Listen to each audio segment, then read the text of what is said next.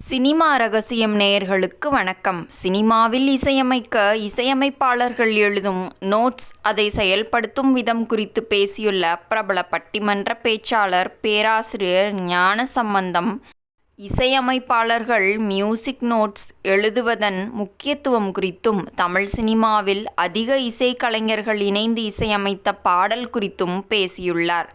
இது குறித்து பேசிய அவர், இளையராஜா, ஏ.ஆர். ரஹ்மான், அனிருத் என எந்த இசையமைப்பாளராக இருந்தாலும் அவர்கள் இசையை ஒரு நோட்டில், இசைக்குறிப்பேட்டில் எழுதுகிறார்கள். ஏன் எழுதாமல் நேரடியாகச் சொல்லக்கூடாதா என்றால் அது முடியாது.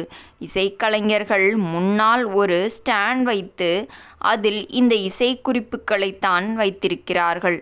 இசையமைப்பாளர் கையை அசைத்தவுடன் அந்த நோட்ஸை பார்த்துத்தான் வாசிக்கத் தொடங்குகிறார்கள். முன்பெல்லாம் பழைய தமிழ் படங்களில் அதிக இசைக்கருவிகள் பயன்படுத்தப்பட்டன. சுஜாதா ஒருமுறை எம்.எஸ். விஸ்வநாதனின் இசைஞானத்தை பற்றி சொன்னார். எங்கே நிம்மதி புதிய பறவை பாடலில் ஒரே சமயத்தில் சுமார் 63 பேர் வயலின் வாசித்தார்களாம். அப்படி வாசிக்கும்போது 3வது வரிசையில் 4வதாக உட்கார்ந்திருக்கும் நபர் ஏதேனும் தப்பு செய்தால் கூட எம்.எஸ்.வி. சட்டென்று கண்டுபிடித்து அங்கே மாற்று என்று துல்லியமாக சொல்லிவிடுவாராம்.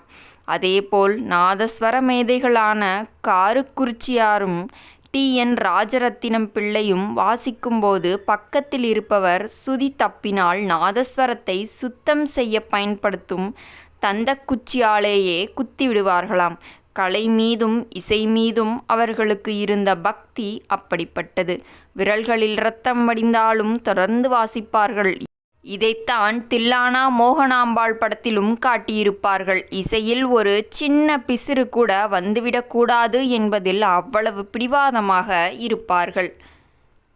இதேபோல் இந்தி திரையுலகில் மாபெரும் சாதனை படைத்த இசை மேதை நௌஷாத் அலி முகல்-ஏ அசாம் படத்திற்கு இசையமைத்தவர். ஒருமுறை பேசும்போது, நான் கிராமத்திலிருந்து ஓடி வந்து இசைக்குழுவோடு சேர்ந்து அப்படியே மெல்ல மெல்ல இசையமைக்க கற்றுக்கொண்டேன். இன்று நான் இசையமைத்த படத்தின் 100வது நாள் விழா நான் படம் பார்த்து வளர்ந்த அதே தியேட்டரில் நடக்கிறது. நான் வேலை பார்த்த அந்த ஹோட்டலுக்கும் இந்த தியேட்டருக்கும் இடைப்பட்ட தூரம் வெறும் 15 அடிதான்.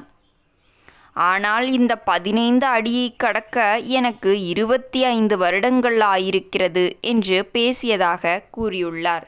நேயர்களே, இந்த வீடியோ பிடித்திருந்தால் வீடியோவிற்கு ஒரு லைக் கொடுத்துவிட்டு நமது சினிமா ரகசியம் சேனலையும் சப்ஸ்கிரைப் செய்து கொள்ளுங்கள். மீண்டும் நாளை சந்திப்போம். நன்றி, வணக்கம்.